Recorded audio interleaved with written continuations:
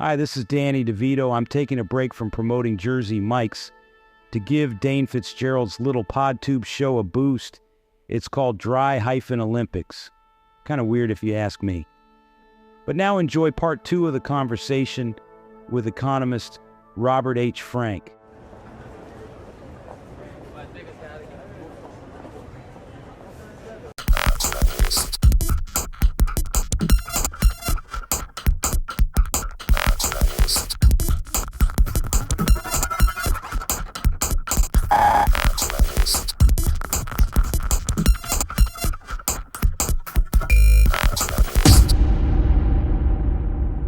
Galbraith was a descendant of Marx in a way.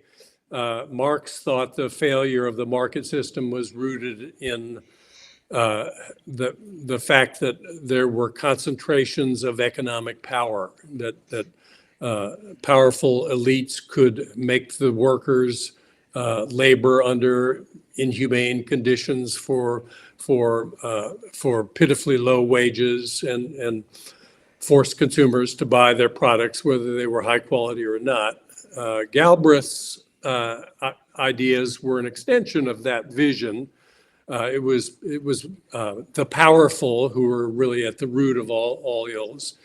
He published a book in 1967 called The New Industrial State, where he described the traditional sequence. That's the one economists teach their freshmen every fall, that people enter the world with fixed tastes and preferences, and they bring their incomes to the market where they face fixed prices, and then they decide what offerings most please them, and then producers rush to accommodate them. Galbraith said, no, that's the traditional sequence. He offered a revised sequence where the firms, as you suggested, survey what's available to produce, decide what's cheapest and most convenient for them to produce, and then use Madison Avenue wizardry to persuade consumers to buy it. That's how the economy works, according to Galbraith. But economists were critical of that, many of them. But the Chicago school, the free marketeer, said, well, what about the Edsel professor Galbraith, the Ford's new product offering in the mid 50s that was introduced with the most expensive advertising campaign for any product up until that point in history. The car flopped completely. It was discontinued from production after a year and a half. What about the Edsel? Oh, that's the exception that proves the rule, Galbraith would say. Well, how does that prove your rule? That contradicts your rule. What are you talking about?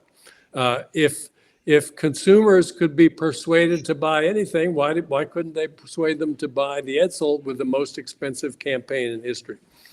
In fact, people, contrary to the behavioral economics movement, are pretty rational. They discover through trial and error what kind of things they like. They buy more of them. They buy less of the things that they didn't like.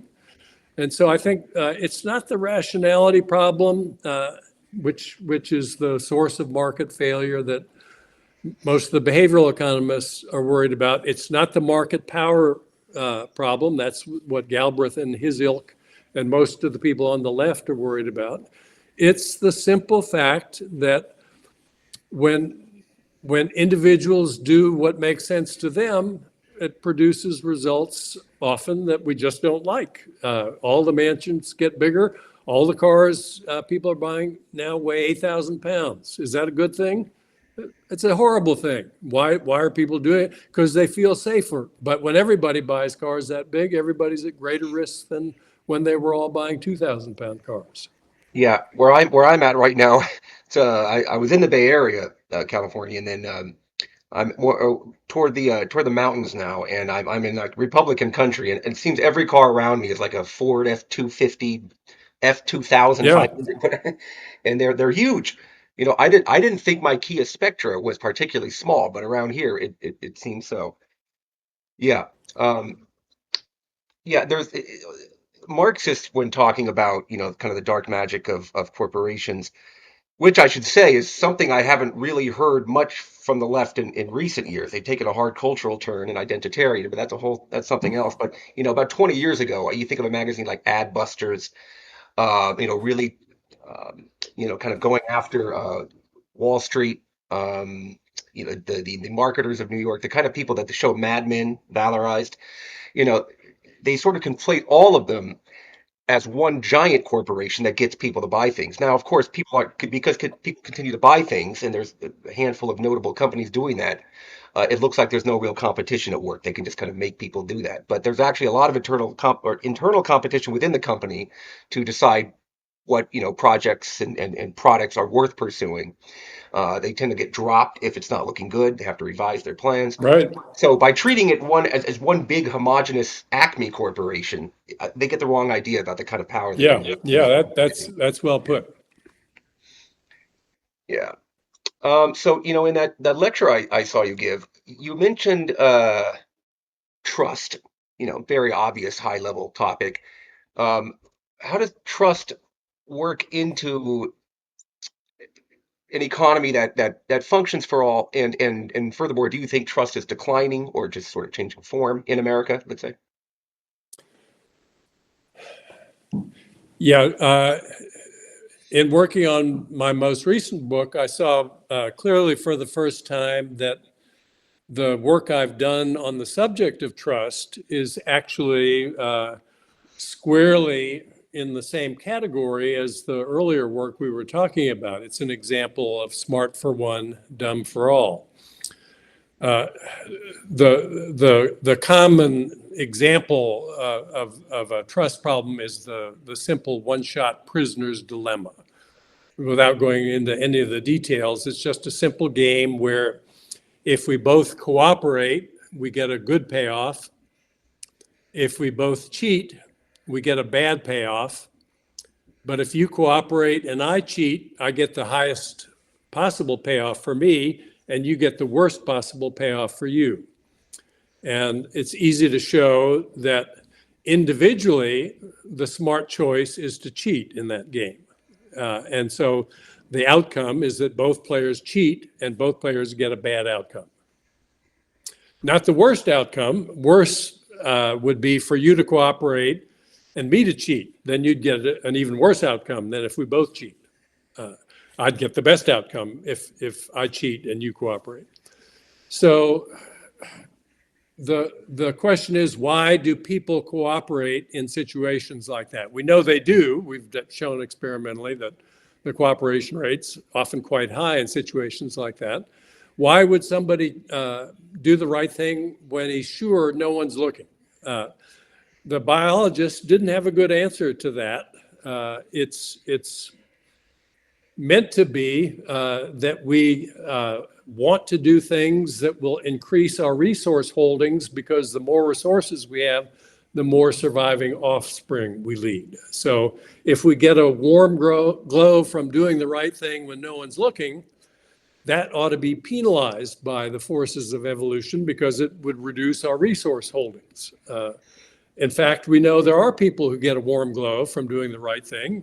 They'll say they do. We now can do fMRI analysis and see that the satisfaction centers light up when they do the right thing, even at cost to themselves. So we know they're not lying about saying they get a warm glow. So why would natural selection favor people who get a warm glow from doing the right thing? It's better if everybody gets a warm glow from doing the right thing, then we all cooperate and we all learn. So that would be an example of smart for one, dumb for all. Cheating is smart for one, dumb for all. But it would be good for you to cooperate if you could identify other people who would also cooperate. Then you could interact selectively, and the two of you would do better. And if the defectors could also identify who would cooperate and who wouldn't, that would be cold comfort, because if the cooperators could identify them and avoid them, then they wouldn't have anybody but other defectors to interact with. So that's obviously not the world we live in. It's a complex dance. We do our best to identify who's trustworthy and who's not. But that's the work I did on cooperation. It was how is it that cooperation is an evolutionary stable strategy? The biologists never seem to see fit to answer that question. They always couch their explanations of cooperation in terms of repeated games or other evasive explanations. They were not willing to confront the fact that we do cooperate in one-shot games, and unless you think that the impulse to do that defies the basic intellectual architecture of Darwinian thinking, that's a gross anomaly. You need an explanation for that. Yeah. Do you believe that trust is in decline in the U.S. and how would we really know, in fact? Uh, it is in decline. There is evidence to that effect. Yes. And so, as I say, our task is to decide whether a potential trading partner is trustworthy. How would we decide that? Well, we might look to individual specific cues.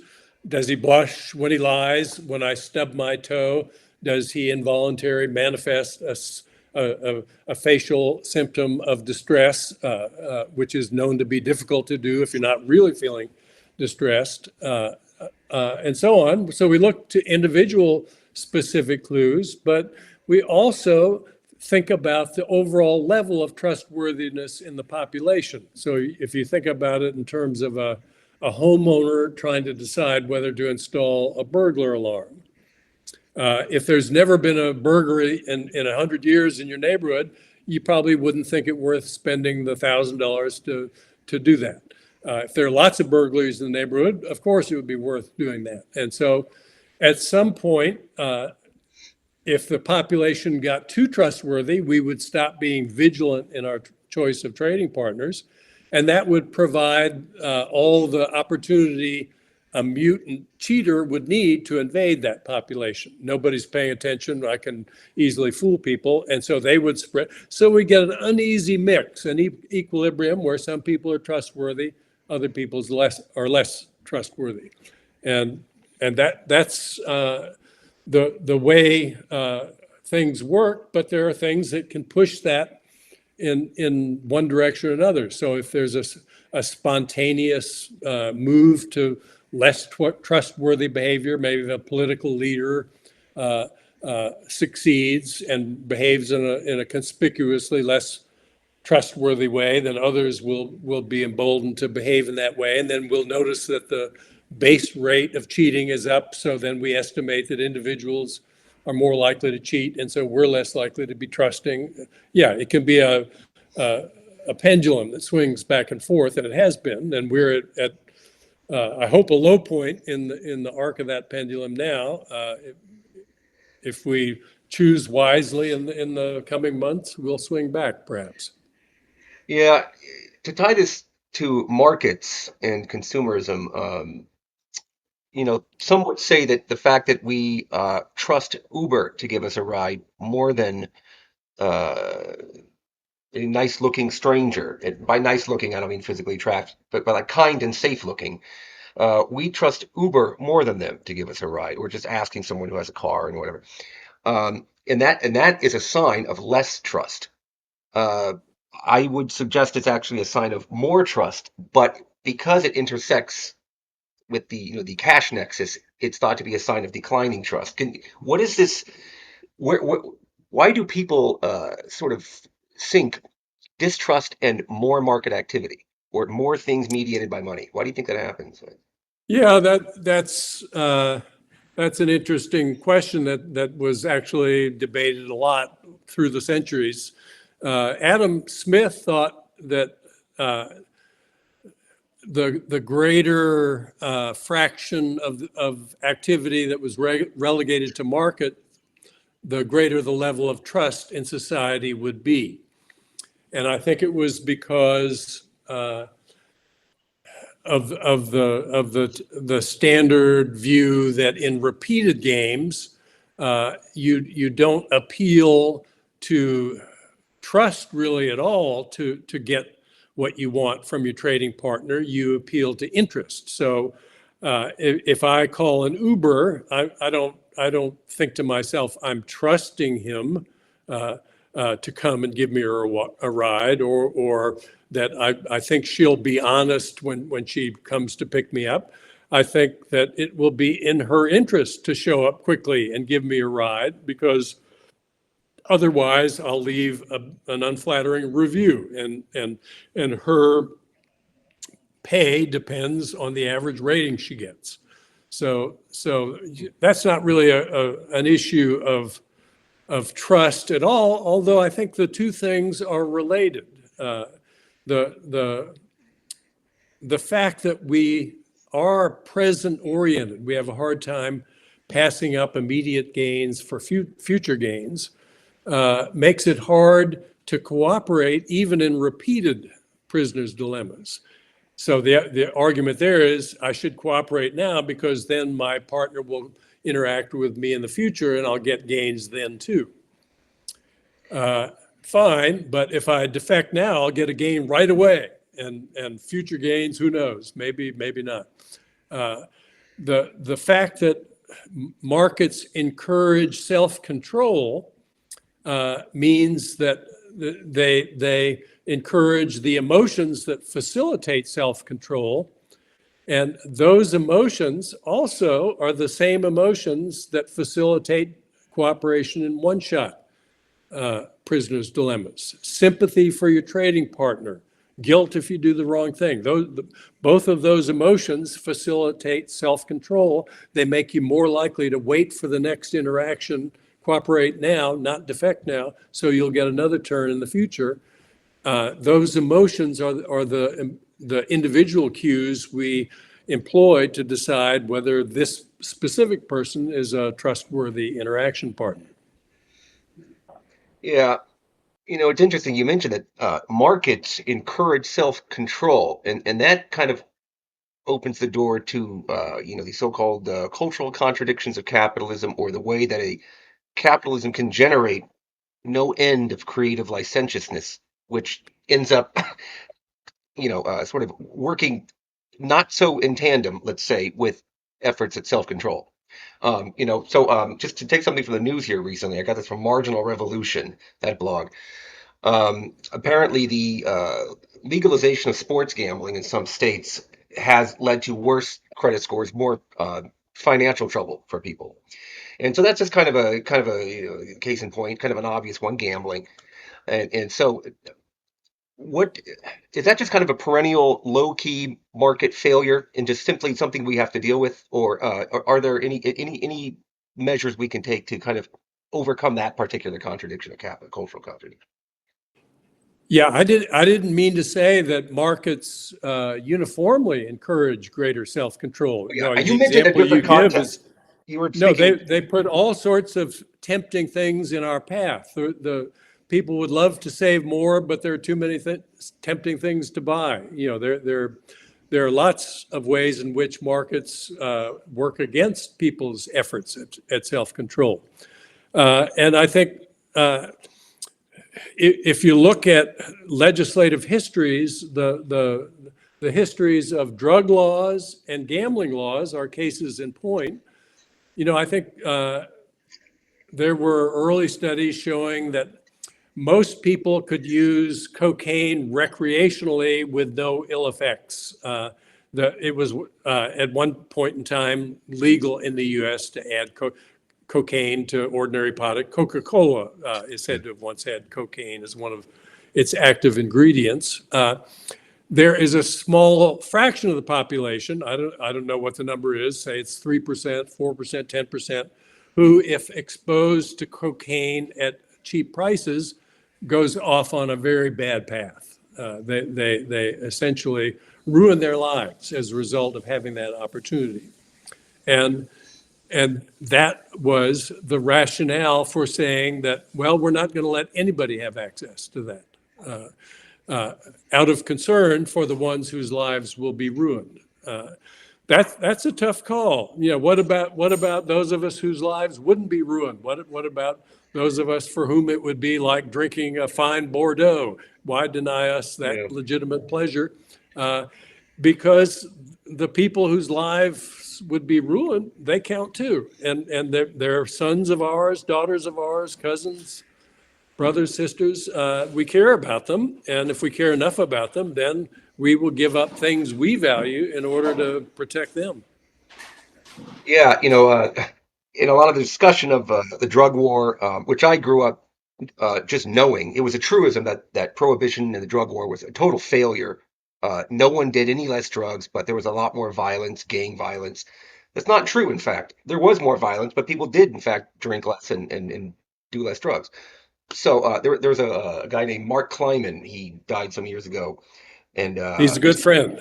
oh yeah, that's Yeah. that's cool. Yeah, he wrote about this, that there's some of these myths surrounding the drug war. Now, he wasn't some big drug warrior himself, but he said people need to understand that there people really were consuming less. And so by, moving back, moving away from taking a hard line on that, problems of individuals using and some of what that did to communities, it was a true cost. Um, let's switch to the so-called well, I was about to say intangible economy. That's not what people call it. I'm thinking of intangible capital. Point being, so you use a lot of the examples of kind of useless Darwinian competition, big cars, bigger houses. Are we not moving into a time where a sort of diminished material expectations? By that I mean we rent subscription services, or we rent rooms, and young people aren't buying homes as much, and they're not getting married as much.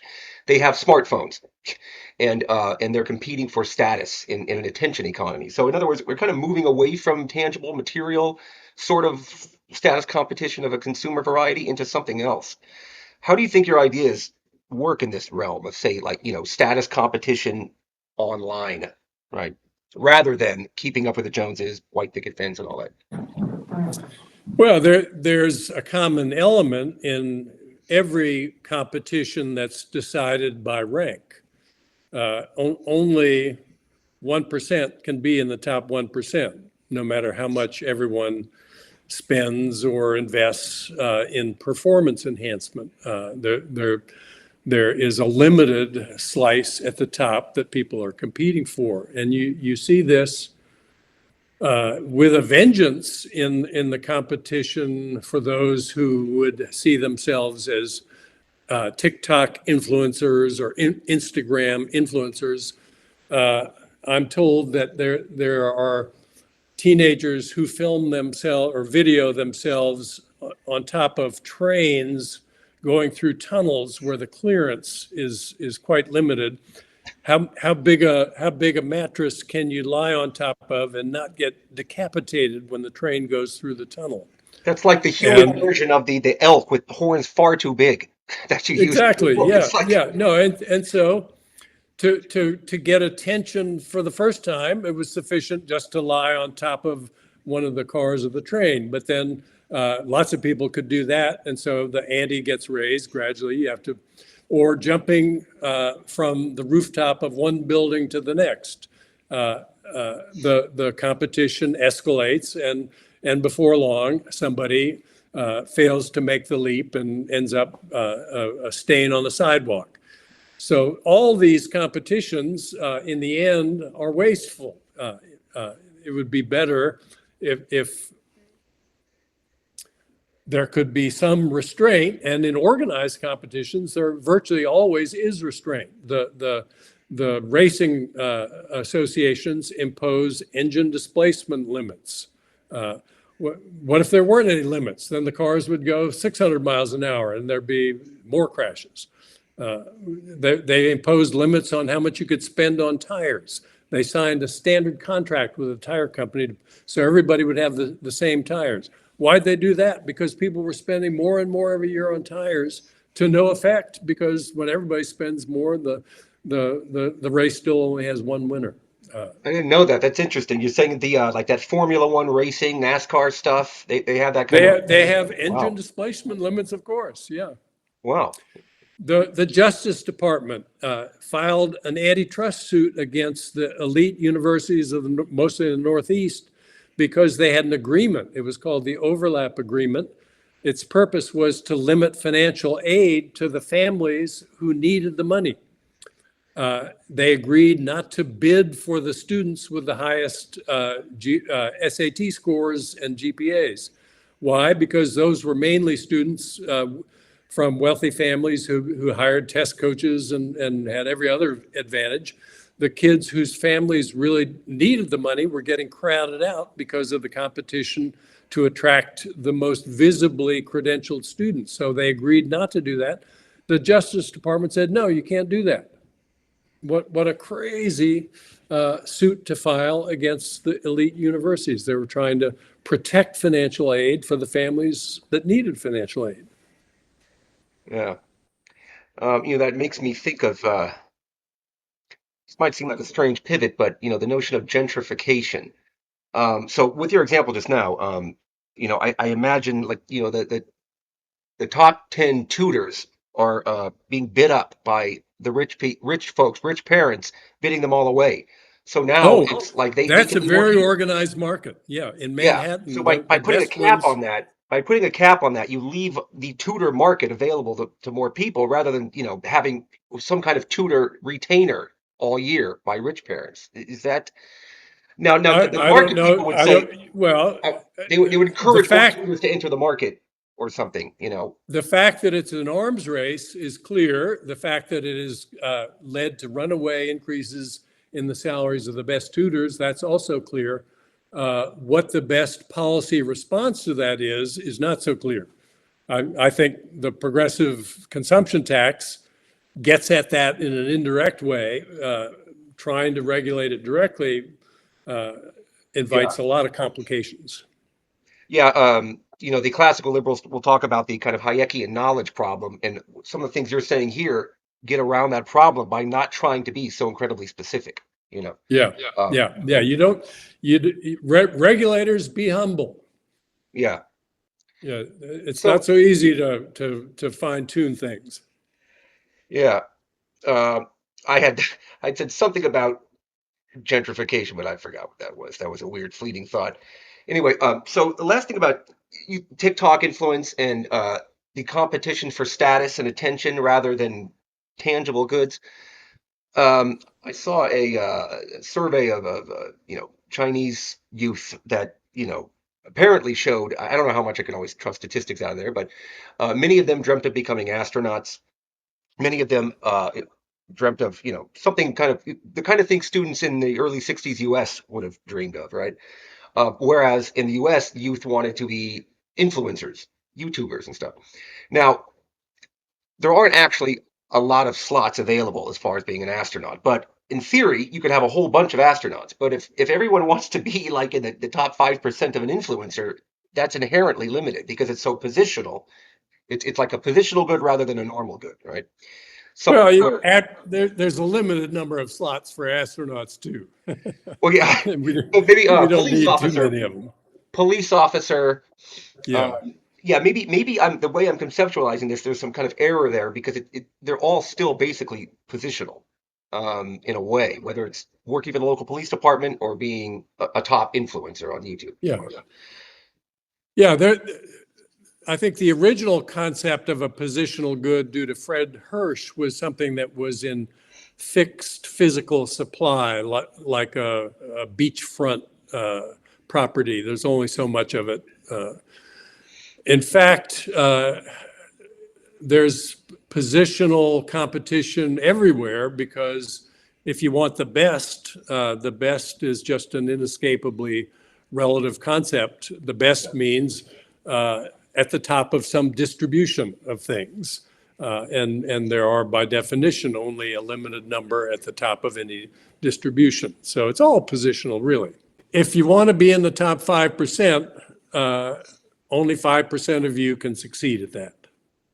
Yeah, If you want to have the property that's considered most valuable among the most valuable 5% of all real estate, then by definition, there too, only 5% is eligible to be in the set. So yeah, I think You know, if you make more beachfront property, how would you do that? Maybe by just building a big sandbar that goes right? out to Yeah. into the ocean. You Yeah, know, I don't know. Maybe destroying that destroying the destroying cliffs along the California coast, grinding that down, making that yeah. beach. All right. So You know, that would lower the price of beachfront property, because then beachfront property would constitute not the top 1% of the most desirable property, but the top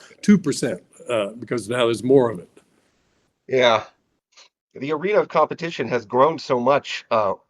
We've lost a lot of more local competitive arenas. More of it is just national or maybe even beyond national and just English language. Anywhere people can speak Yeah. English is part of your competition. Um, and that's something I've seen the move away. So like my generation, you would be like you'd play in a band locally and then play at a local venue, and your world would be just 50 people broadly in that scene. So you had you could had a sporting chance of becoming like the biggest deal there. Now everyone just puts their music up onto a Spotify or something, and they're just out there Right. exposed to pure Yeah. market forces in a very cold way. You're giving a nice, eloquent summary of a book Philip Cook and I published in 1995 called The Winner Take All Society, which was all about how technology has extended the reach of the most able performers in every arena. Yeah. Yeah, once you were able to succeed in a small local area, then it became a regional market, then a national market, and now just a handful of the best worldwide are of any real economic value in that process. Yeah, I think one way that the classical liberal folks, I think they're kind of speaking across some of their opposition in the sense that they have a much more consumer-oriented view, and from a consumer-oriented view, this winner take all thing, I just want the best of whatever it is, right? Like I Yeah, want the so that's best a good already. thing. So, Yeah, but Amy, from a producerist perspective, which we think of as being more on the left, and that if you're a producer but you're the job owner, that's more on the right. But you're a laborer, that's more on the left. The fact is, you're on the input side of the consumer game. yeah. Um, that's where that growing competition can feel very bad. And Well, as it's I've gotten produced, older in life, I've appreciated that producer's perspective. Whereas when I was in my 20s, yeah. just learning economics, it was the consumer, consumer, consumer. You Yeah, know, it's one of the main drivers of the increase in inequality that we've seen over the decades. And that increase in inequality has been one of the most pernicious things worldwide that's happened in the last 4 decades. It's at the root of much of the societal ills we all struggle with. yeah, I think that growing anxiety is needs to be taken seriously in a way that I used to sort of brush off as being, not thick-skinned enough. You're too other oriented. Don't worry about what other people are doing. Don't worry so much Right. about it. Just do your own thing. Well, we're not that kind of If you can't afford a house in a good school district, that's something to worry about. yeah, just be happy you're not, like they used to say, there are children starving in Africa. And it is good to be humble to remember things like that, but it can be a way of just saying, just let the people around you continue doing what they're doing. Don't let Yeah. them be winners. Don't question it. You're on the losing side. Just buck up. Anyway, yeah, thanks, Robert. I'm gonna, I guess, wrap it up here. There's anything you want to mention? You want to mention your book you have coming out again? You sent me a copy of, I believe, or part of it. It's not sold to a publisher yet, so who knows if anybody's going to want to publish it. But if Smart for anybody one, does dumb for want to all. publish it, the working title is Smart for One, Dumb for All, Okay. and I hope we'll see it in print, but who knows? Take care. Nice, Thanks. nice to talk to you. Thanks, Robert.